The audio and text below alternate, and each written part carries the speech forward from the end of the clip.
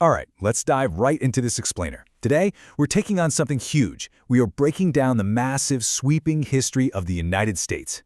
It's a fascinating story of constant reinvention, stretching from ancient indigenous settlements all the way up to the wild complexities of our modern, interconnected world. We're going to explore the data, the major turning points, and the incredible transformations that actually built the nation we see today. To keep us on track through all this history, we've broken things down into 5 distinct epochs. 1. Origins to independence. 2. Expansion and division. 3. Industry and global conflict. 4. Cold War and civil rights. And finally, 5. The contemporary era. Let's get right into it. Section 1. Origins to Independence, the Foundations of a Nation. So, we have to start with a massive leap back in time. We're talking 10,000 BCE, when Paleo-Indians were already laying deep roots. Fast forward thousands of years to 1607, and you get Jamestown, the very first successful English colony. And then, bam, we hit 1776 and the explosive push for American independence. And the intellectual heart of that whole movement was a single incredibly powerful promise. We hold these truths to be self-evident, that all men are created equal. Drafted mostly by Thomas Jefferson, this idea completely rejected the old European monarchies. It essentially set the ultimate standard, a standard that generation after generation would have to fight to actually realize. Now, you might be wondering, how do 13 totally distinct colonies actually unite? Well, after the French and Indian War reduced European rivals, the British Parliament started imposing direct taxes, and that sparked the now famous furious cry of no taxation without representation. This frustration completely boiled over, kicking off the Revolutionary War in 1775. After securing a hard-fought victory by 1783, they drafted the U.S. Constitution in 1787 to hold this fragile new union together. Amazingly, it is still the longest-standing written national constitution in the world today. Moving right along to Section 2, Expansion and Division, a Nation Growing and Fracturing. The 19th century was all about rapid, almost frantic growth. Thomas Jefferson's Louisiana Purchase in 1803 literally doubled the size of the country overnight. Driven by the idea of manifest destiny, the U.S. then annexed Texas and grabbed vast new territories after the Mexican-American War. But here's the catch. This explosive expansion intensified a fatal debate. Would slavery be legal in all these new territories? That single burning question put the country on a fast track straight to the Civil War in 1861. At this point, the nation was defined by an absolutely irreconcilable contrast. Up north, things were rapidly modernizing and industrializing, fueling a growing anti-slavery movement. Down south, it was a completely different story. They fiercely defended an agricultural plantation economy that relied entirely, and I mean entirely, on the forced labor of 4 million enslaved black people. This economic and moral divide was absolute. There was no middle ground left, and it ultimately tore the nation right down the middle. 750,000. That number is just staggering. Preserving the Union and ultimately abolishing slavery came at an almost unimaginable human cost. With roughly 750,000 soldiers dead, the Civil War still stands as the deadliest conflict in the entirety of American military history. After the Union won, the Reconstruction era was, frankly, incredibly turbulent. But right alongside all that profound social upheaval, a literal revolution in domestic commerce was taking place. Think about this. Before the war, shipping freight by wagon cost about 15 cents per ton-mile. Transcontinental railroads dropped that to less than a single cent. It was a total game changer. Western farming, mining, and logging became incredibly profitable practically overnight, which populated the continent at lightning speed.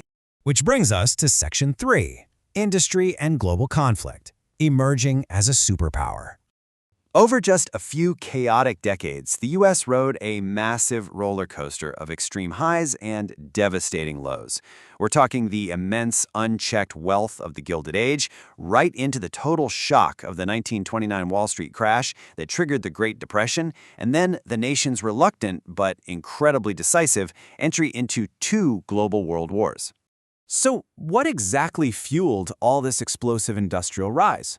Well, the real economic engine was human capital. Specifically, 22 million immigrants who arrived between 1880 and 1914. These were the everyday people, providing the raw, essential labor for a booming superpower, working the mines, the mills, and the factories that quite literally built modern America. When faced with these immense, back-to-back crises, the federal government had to fundamentally change and expand its role. During the Great Depression, with unemployment hitting a terrifying 25%, President FDR rolled out the New Deal, creating permanent safety nets like Social Security. Then after the shock of Pearl Harbor in 1941, the entire U.S. economy pivoted to become the arsenal of democracy.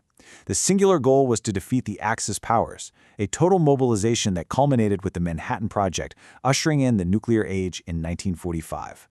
On to Section 4, Cold War and Civil Rights, Ideological Battles at Home and Abroad. During this era, global and domestic events were overlapping in truly dramatic ways. You have the post-war economic boom and the Truman Doctrine's push to contain communism happening right alongside the frantic Cold War space race, which, of course, peaked with the legendary 1969 Apollo 11 moon landing. But smack in the middle of all this international tension, landmark civil rights milestones were fundamentally reshaping American society from the inside out. Globally, the world was essentially carved up between two massive, nuclear-armed superpowers. The United States championed capitalism and formed the NATO alliance, while the Soviet Union pushed communism, forming the Warsaw Pact and expanding its influence behind the Iron Curtain. To avoid blowing up the entire planet in a nuclear holocaust, these two rivals fought indirect proxy wars in places like Korea and Vietnam. Meanwhile, back at home, an entirely different kind of battle was raging. Brave activists took on legalized Jim Crow segregation and dismantled it through a grueling, hard-fought, step-by-step process. It kicked off with grassroots activism and nonviolent boycotts, then escalated into historic legal victories in the Supreme Court. Finally, all this immense pressure forced the passage of landmark federal legislation that officially codified equal rights for all Americans. And that brings us to Section 5, the Contemporary Era, Navigating the Modern World. After the Soviet Union collapsed in 1991, the U.S. found itself in this unique unipolar moment as the world's sole superpower. But as we know, that shifted dramatically with the tragic September 11 attacks, which launched the War on Terror. From there, the 21st century hit us with the devastating 2008 financial crisis, and most recently, the completely unprecedented global disruption of the COVID-19 pandemic. Honestly, throughout this century, the country has gone through whiplash-inducing changes. The digital revolution just completely rewired the global economy. We've seen major historic milestones too, like the election of the first black president and the first female vice president. But right alongside all that massive innovation and cultural progress, we've seen deepening political polarization and intense social unrest across the Bush, Obama, Trump, and Biden administrations. We're constantly navigating fierce, ongoing debates over complex issues like immigration, healthcare, and election integrity. Just looking at the 2020s, the policy shifts have been wild.